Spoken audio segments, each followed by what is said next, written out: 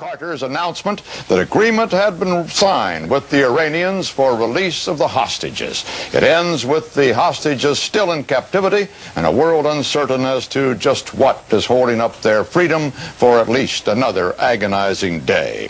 The Iranians said the United States at the last moment had tried to slip in some new conditions. The United States and diplomatic sources in Tehran said they understood the delay was because Iran had forgotten to sign one of the banking agreements. That would indicate merely a technical delay, of course, and American officials said they thought it was not a serious problem. But that was before Iran's chief negotiator, Behzad Nabavi, claimed that Algerian intermediaries had been handed an appendix to the agreement, a demand by United States banks, he claimed, on Iranian assets.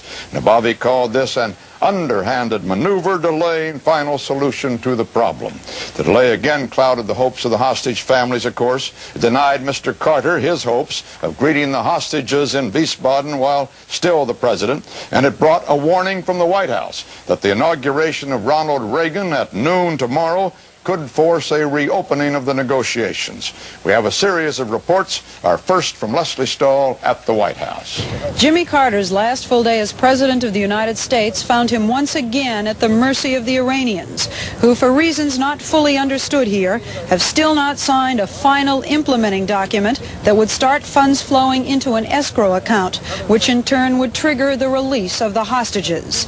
As of tonight, no funds have been placed in escrow, and the Americans, Iranians, and Algerians are still talking.